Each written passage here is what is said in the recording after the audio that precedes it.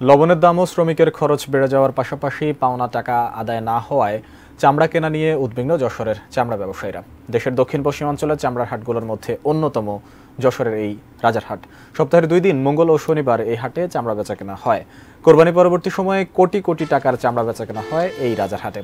যশোর সহ খুলনা বিভাগের 10 জেলার পাশাপাশি গোপালগঞ্জ, ফরিদপুর, মাদারীপুর, ঝালকাঠি, রাজশাহী, পাবনা, ঈশ্বরদী ও নাটোরের বড় ব্যবসায়ীরা আসেন এই হাটে। এদিকে ঢাকার আড়তদারদের কাছ থেকে বকেয়া আদায় না হওয়া, সেই সঙ্গে লবণ ও শ্রমিকদের মজুরি বেড়ে যাওয়ার চরম দুশ্চিন্তায় পড়েছেন চামড়া ব্যবসায়ীরা। এমনকি ব্যাংক ঋণও পান না বলে অভিযোগ তাদের।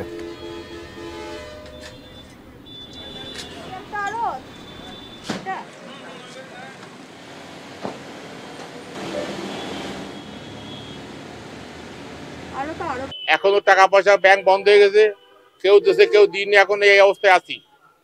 লবণের দাম বেশি।